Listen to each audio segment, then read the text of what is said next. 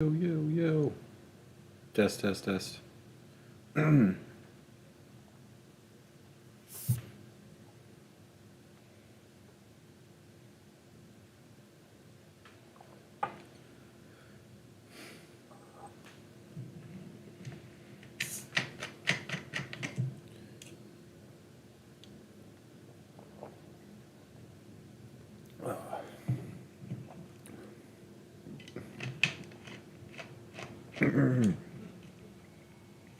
The capital of the world. Capital with an A. Madrid is full of boys named Paco, which is the diminutive of the name Francisco, and there is a Madrid joke about a father who came to Madrid and inserted an advertisement in the personal columns of El Liberal, which said, "Paco, meet me at Hotel Montana, noon Tuesday. All is forgiven, Papa." And how a squadron of Guardia Civil had to be called out to disperse the 800 young men who answered the advertisement. But this Paco, who waited on table at the Pension Luarca, had no father to forgive him, nor anything for the father to forgive. He had two older sisters who were chambermaids of the Luarca, who had forgotten their place through coming from the same small village as a former Luarca chambermaid, who had proven hard-working and honest, and hence given her village and its products a good name. And the sisters had paid his way on the auto bus to Madrid and gotten him his job as an apprentice waiter. He came from a village in a part of Extremadura where conditions were incredibly primitive, food scarce, and comforts unknown, and he had worked hard ever since he could remember. He was a well-built boy with very black, rather curly hair, good teeth, and a skin that his sisters envied. And he had a ready and unpuzzled smile. He was fast on his feet, and did his work well, and he loved his sisters, who seemed beautiful and sophisticated. He loved Madrid, which was still an unbelievable place, and he loved his work, which, done under bright lights with clean linen, the wearing of evening cloths, and abundant food in the kitchen, seemed romantically beautiful. There were from 8 to a dozen other people who lived at the Luarca and ate in the dining room, but for Paco, the youngest of the 3 waiters who served at table, the only ones who really existed were the bullfighters. Second-rate matadors lived at that pension because the address in the Calle San Geronimo was good. The food was excellent, and the room and board was cheap. It is necessary for a bullfighter to give the appearance, if not of prosperity, at least of respectability, since decorum and dignity rank above courage as the virtues most highly prized in Spain, and bullfighters stayed at the Luarca until their last pesetas were gone. There is no record of any bullfighter having left the Luarca for a better or more expensive hotel. Second-rate bullfighters never became first-rate, but the descent from the Luarca was swift, since anyone could stay there who was making anything at all, and a bill was never presented to a guest unasked until the woman who ran the place knew that the case was hopeless.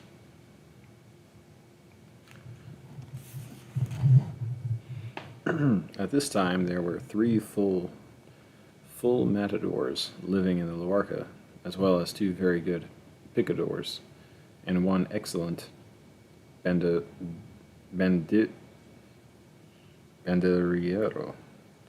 The Luarca was luxury for the picadors, and the banderilleros, who,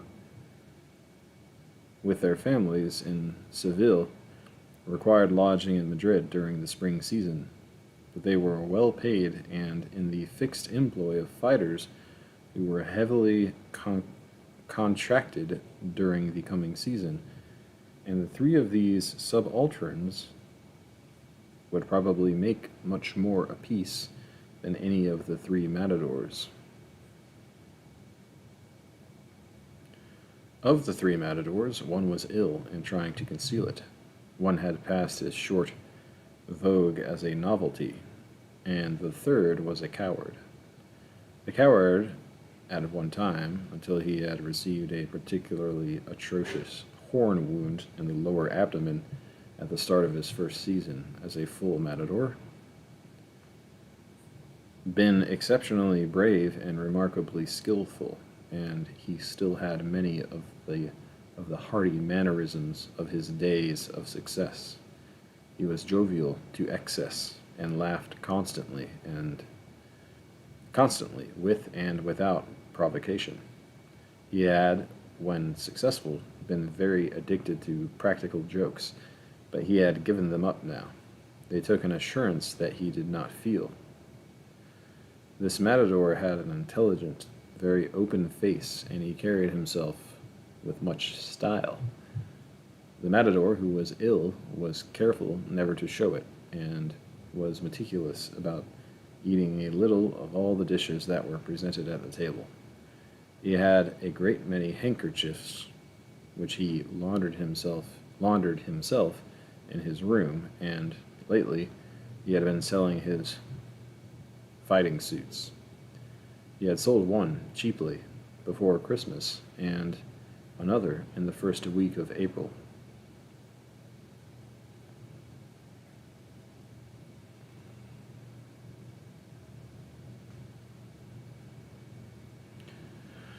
They had been very expensive suits, had always been well kept, and he had one more.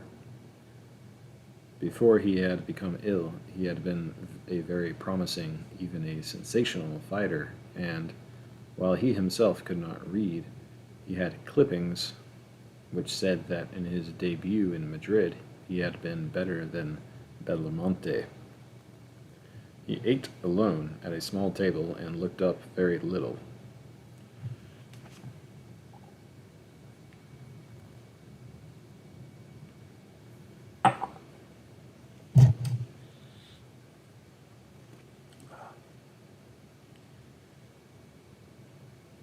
The matador, who had once been a novelty, was very short and brown and very dignified. He also ate alone at a separate table, and he smiled very rarely and never laughed. He came from Valladolid, where the people are extremely serious, and he was a capable matador, but his style had become old-fashioned before he had ever succeeded in endearing himself to the public through his virtues, which were courage and a calm capability, and his name on a poster would draw no one to a bull ring.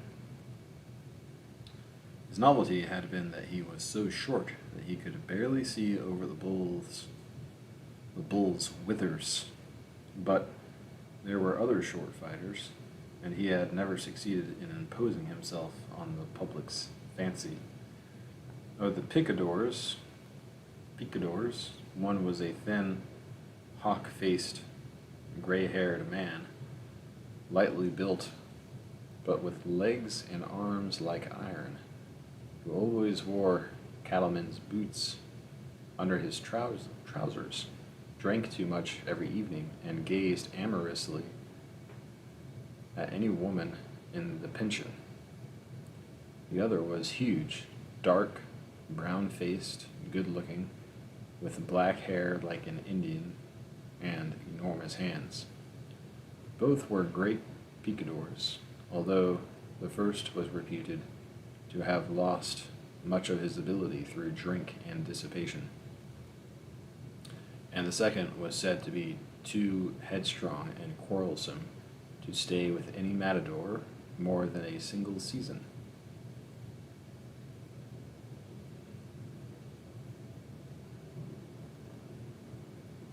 The bendariero was middle-aged, gray, cat-quick in spite of his years, and sitting at the table he looked a moderately prosperous businessman. His legs were still good for this season, and when they should go, he was intelligent and experienced enough to keep regularly employed for a long time. The difference would be that when his speed of foot would be gone, he would always be frightened, where now he was assured and calm in the ring and out of it. On this evening, everyone had left the dining room except the hawk-eyed picador, who drank too much, the birthmarked-faced auctioneer of watches at the fairs and festivals of Spain, who also drank too much, and two priests from Galicia, who were sitting at a corner table and drinking, if not too much, certainly enough. At that time, wine was included in the price of the room and board at the Huarca, and the waiters had just brought fresh bottles of Valdepeñas to the tables of the auctioneer, then to the picador, and finally to the two priests. The three waiters stood at the end of the room. It was the rule of the house that they should all remain on duty until the diners whose tables they were responsible for should all have left.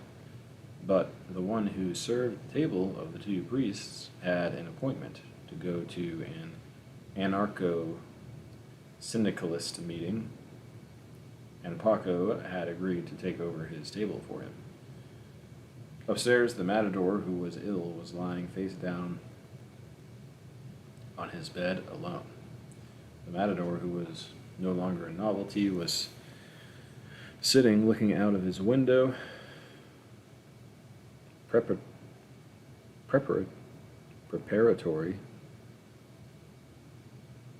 to walking out to the cafe. The matador, who was a coward, had the older sister of Paco in his room with him and was trying to get her to do something, which she was laughingly refusing to do. This matador was saying, "Come on, little savage." "No," said the sister. "Why should I?" "For a favor. You've eaten and now you want me for dessert." "Just once. What harm can it do?"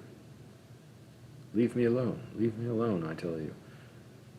"It is a very little thing to do." "Leave me alone, I tell you."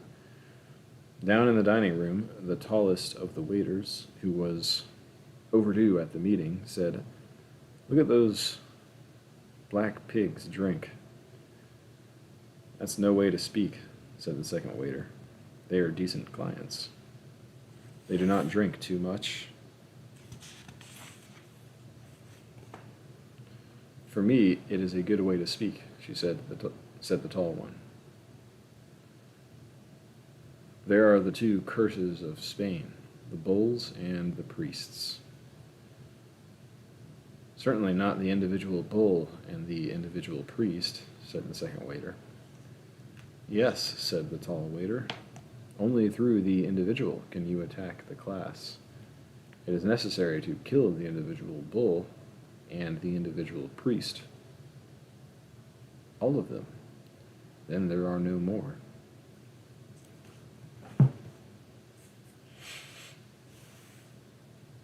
"Save it for the meeting," said the other waiter. "Look at the barbarity of Madrid," said the tall waiter. "It is now 11:30, and these are still guzzling.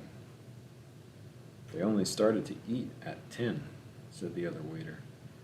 As you know, there are many dishes. That wine is cheap, and these have paid for it. It is not a strong wine. How can there be solidarity of workers with fools like you? Asked the tall waiter. Look, said the second waiter, who was a man of 50, I have worked all my life. In all that remains of my life, I must work. I have no complaints against work. To work is normal. Yes, but the lack of work kills. I have always worked, said the older waiter. Go on to the meeting. There is no necessity to stay.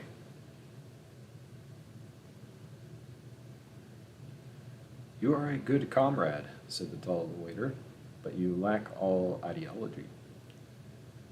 Mejor si me falta eso que el otro, said the older waiter, meaning it is better to lack than to work. Go on to the mitten. Paco had said nothing.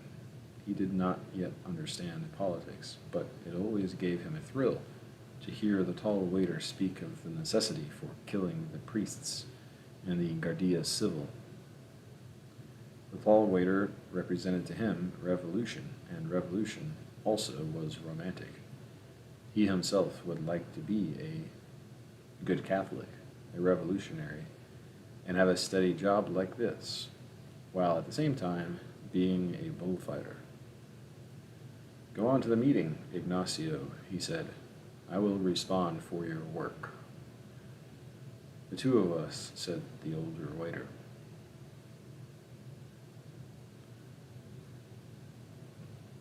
There isn't enough for one, said Paco. Go on to the meeting.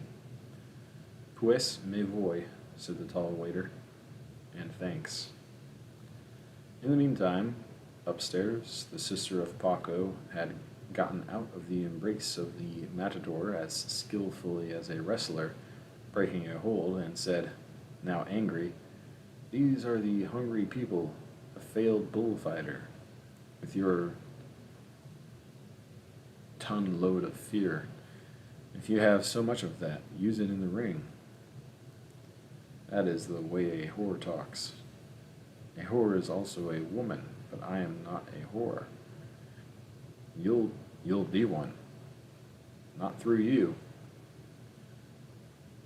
Leave me, said the matador, who, now repulsed and refused, felt the nakedness of his cowardice returning.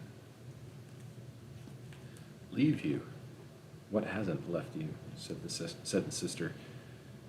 Don't you want me to make up the bed? I'm paid to do that. Leave me, said the matador, his broad, good-looking face wrinkled into a contortion that was like crying. You whore, you dirty little whore. Matador, she said, shutting the door. My matador. Inside the room, the matador sat on the bed. His face still had the contortion which, in the ring, he made into a constant smile which frightened those people in the first rows of seats who knew what they were watching. And this, he was saying aloud, and this, and this. He could remember when he had been good, and it had only been 3 years before. He could remember the weight of the heavy, gold, brocaded fighting jacket on his shoulders on that hot afternoon in May when his voice had still been the same in the ring as in the cafe, and how he sighted along the point-dipping blade at the place in the top of the shoulders where it was dusty and the short-haired black hump of muscle above the wide, wood-knocking, splintered-tipped horns that lowered as he went in to kill, and how the sword pushed in as easy as into a mound of stiff butter, with the palm of his hand pushing the pommel, his left arm crossed low, his left shoulder forward, his weight on his left leg, and then his weight wasn't on his leg. His weight was on his lower belly, and as the bull raised his head, the horn was out of sight in him, and he swung over on it twice before they pulled him off it. So now when he went in to kill, and it was seldom, he could not look at the horns, and what did any whore know about what he went through before he fought? And what had they been through that laughed at him? They were all whores, and they knew what they could do with it. They were all whores, and they knew what they could do with it.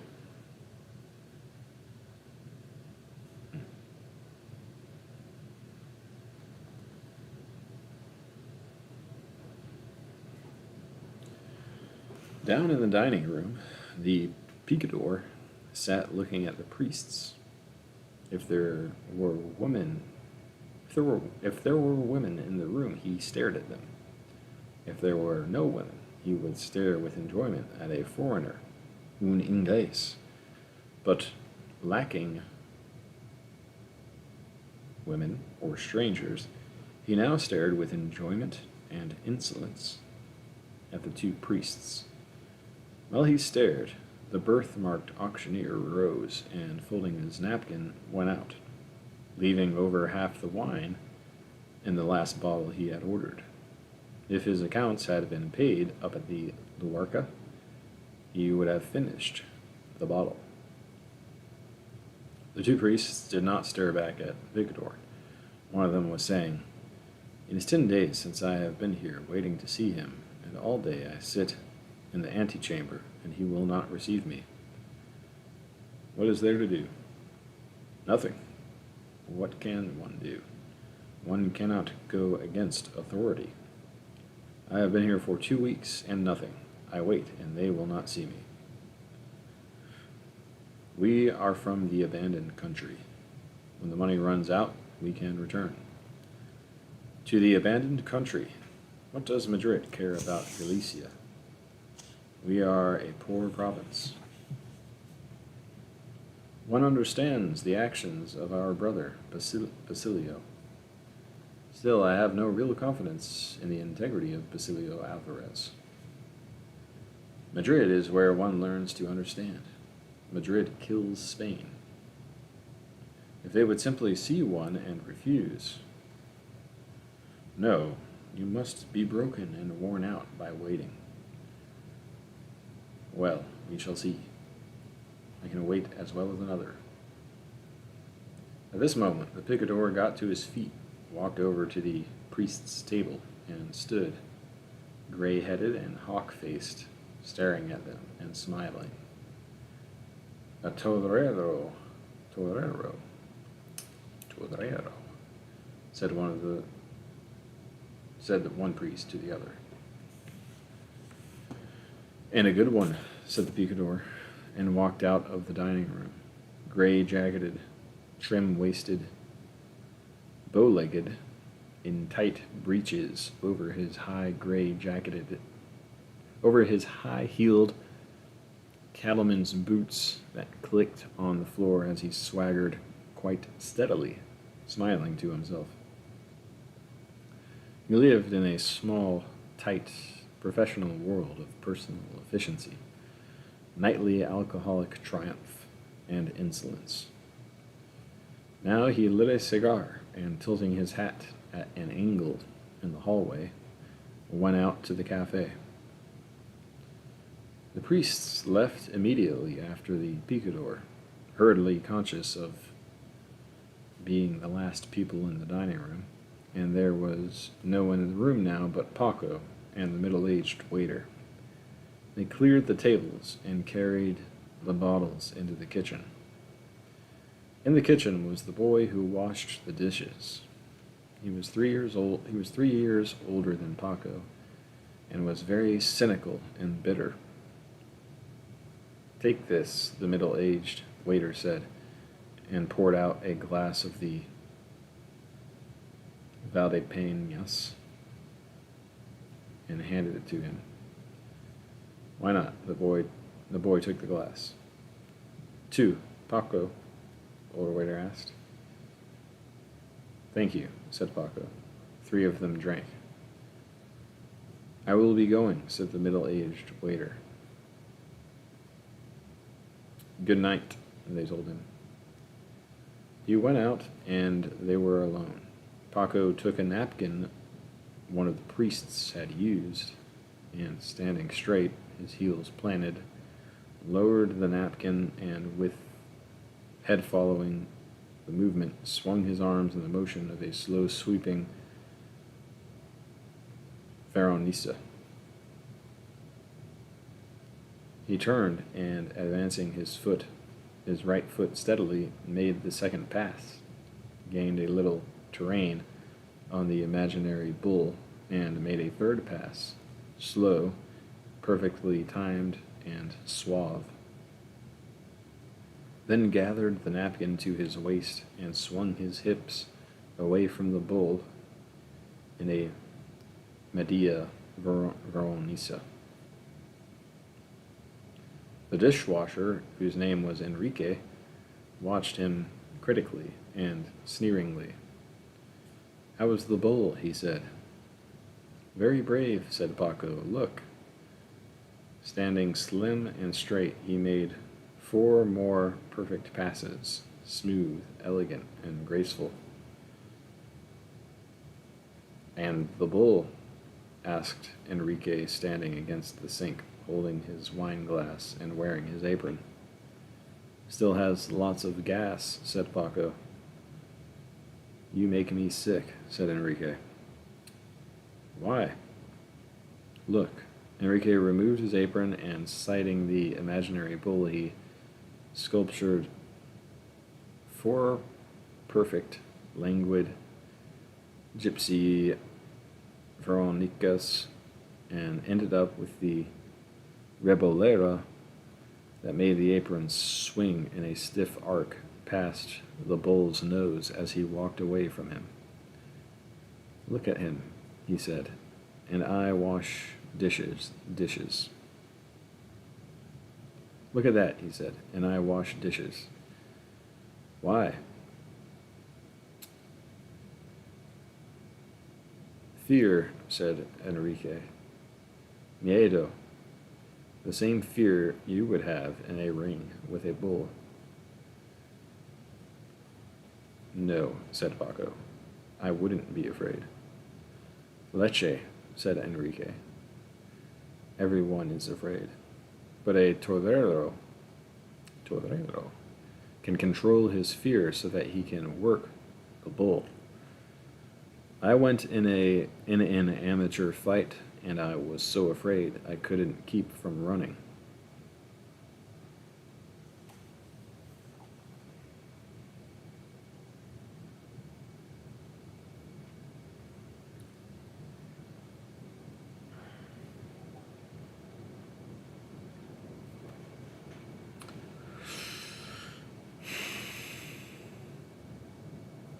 Everyone thought it was funny. It was very funny.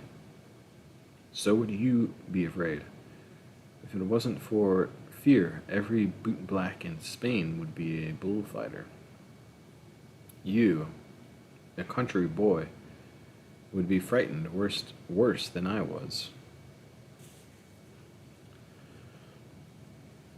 No, said Paco. He had done it too many times in his imagination. Too many times he had seen the horns, seen the bull's wet muzzle, the ear twitching,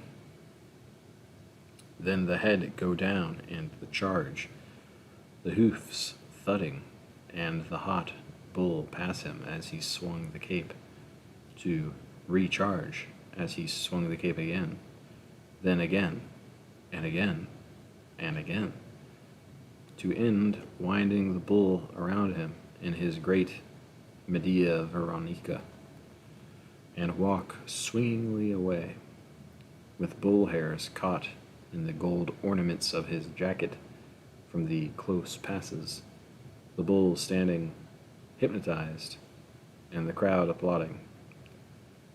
No, he would not be afraid. Others, yes, not he. He knew he would not be afraid.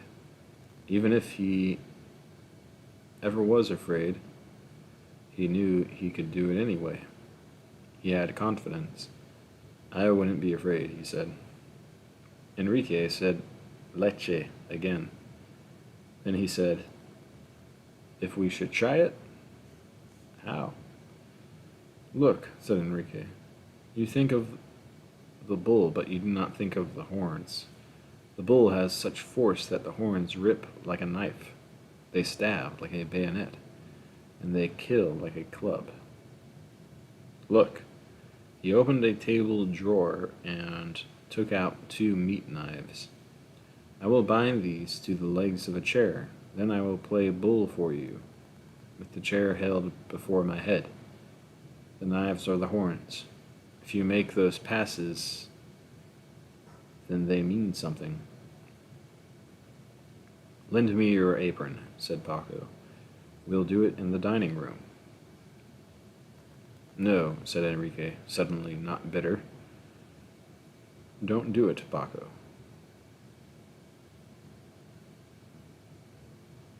Yes, said Paco, I'm not afraid. You will be when you see the knives come. We'll see, said Paco. Give me the apron. At this time, while Enrique was binding the 2 heavy-bladed, razor-sharp meat knives fast to the legs of the chair, with 2 soiled napkins holding the half of each knife, wrapping them tight and then knotting them, the 2 chambermaids, Paco's sisters, were on their way to the cinema to see Greta Garbo in Anna Christie. One of the 2 priests, who was sitting in his underwear reading his breviary, and the other was one was sitting in his underwear reading his breviary, and the other was wearing a nightshirt and saying the rosary. All the bullfighters, except the one who was ill, had made their evening appearance at the Café Fornos, where the big, dark-haired picador was playing billiards, the short, serious matador was sitting at a crowded table before a coffee and milk, along with the middle-aged banderillero and other serious workmen. The drinking, gray-headed picador was sitting with a glass of Cazales brandy before him, staring with pleasure at a table where the matador, whose courage was gone, sat with another matador who had renounced the sword to become a banderillero again, and 2 very house-worn-looking prostitutes. The auctioneer stood on the street corner, talking with friends. The tall waiter was at the anarcho-syndicalist meeting, waiting for an opportunity to speak. The middle-aged waiter was seated on the terrace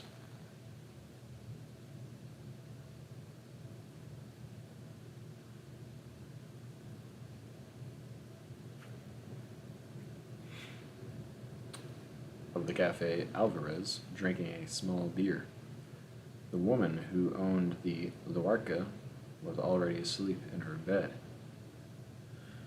where she lay on her back with the bolster between her legs. Big, fat, honest, clean, easygoing, very religious, and never having ceased to miss or pray daily for her husband, dead now 20 years, in his room alone.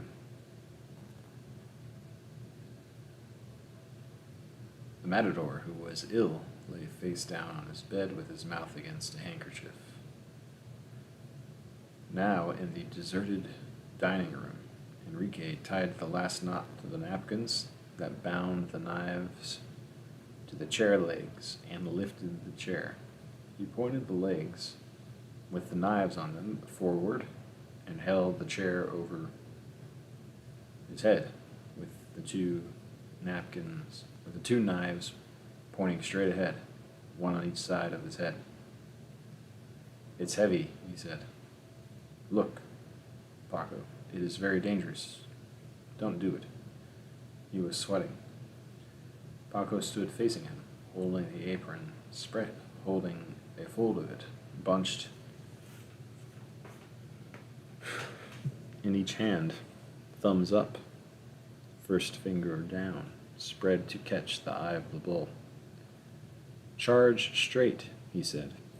"Turn like a bull. Charge as many times as you want." "How will you know when to cut the pass?" asked Enrique. "It's better to do 3 and then a Medea." "All right," said Paco, "but come straight." "Huh, Torito. Come on, little bull." Running with head down, Enrique came toward him, and Paco swung the apron just ahead of the knife blade as it passed close in front of his belly, and as it went by it was, to him, the real horn, white-tipped, black, smooth, and as Enrique passed him and turned to rush again, it was the hot, blood-flanked mass of the bull that thudded by, then turned like a cat and came again as he swung the cape slowly. Then the bull turned and came again, and as he watched the onrushing point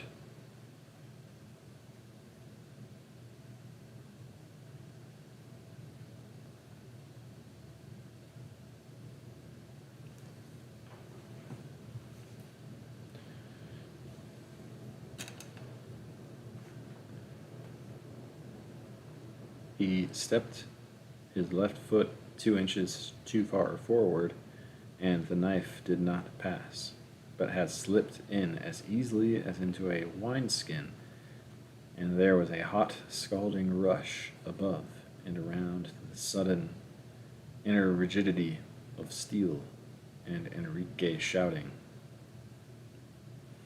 Ay, let me get it out, let me get it out," and Paco slipped forward on the chair, the apron cape still held, Enrique pulling on the chair as the knife turned in him, Paco.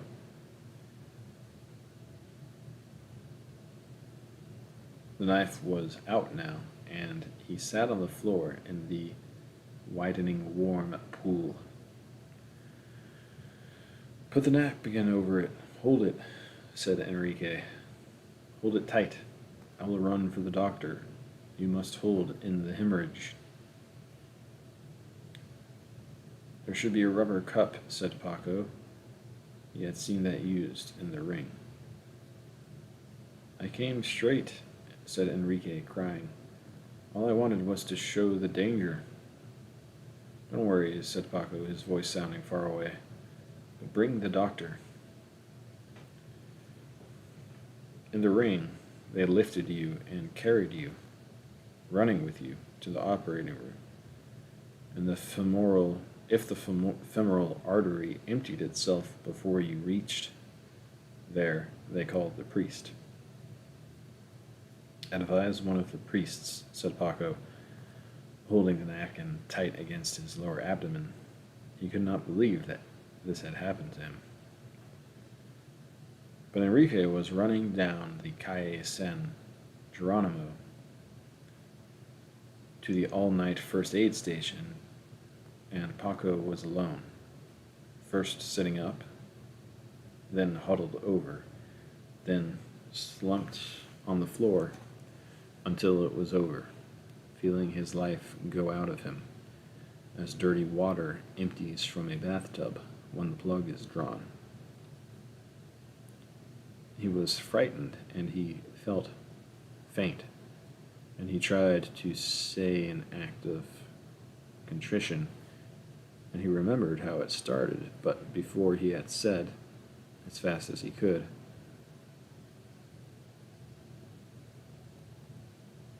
"O my God, I am heartily sorry for having offended thee, who art worthy of all my love, and I firmly resolve."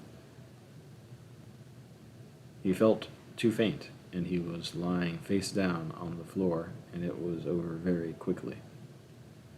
A severed femoral artery empties itself faster than you can believe. As the doctor from the first aid station came up the stairs, accompanied by a policeman who hailed on to Enrique by the arm, the two sisters of Paco were still in the moving picture palace of the Gran Via, where they were intensely disappointed in the Garbo film, which showed the great star in miserable low surroundings when they had been accustomed to see her surrounded by great luxury and brilliance. The audience disliked the film thoroughly and were protesting by whistling and stamping their feet. All the other people from the hotel were doing almost what they had been doing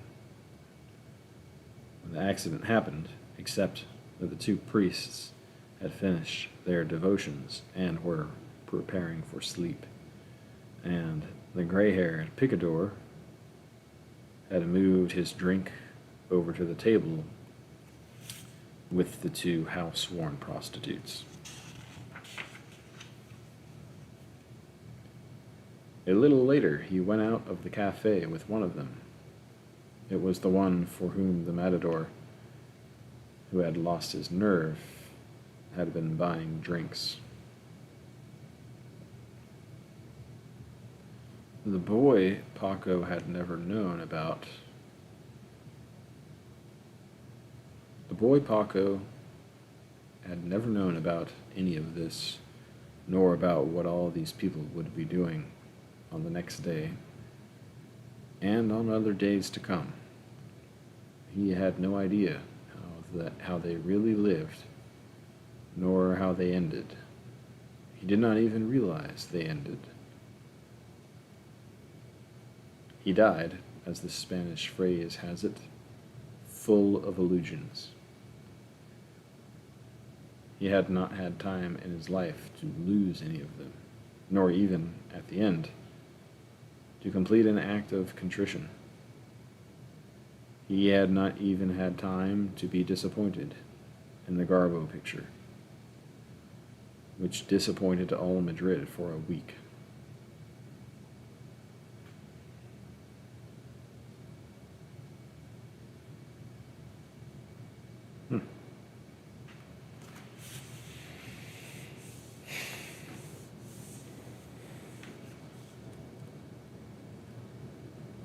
Actually read that one before.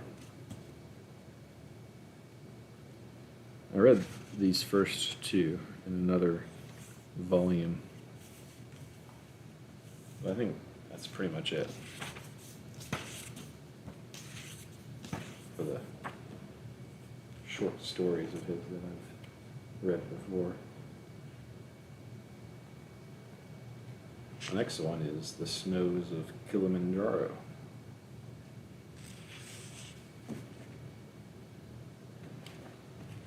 Which I guess is supposed to be pretty good.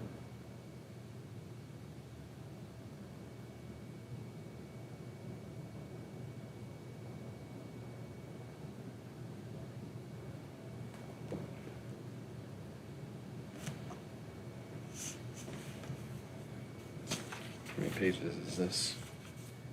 39 to 56. It's a lot of pages. About 45 minutes. It's 12 a.m.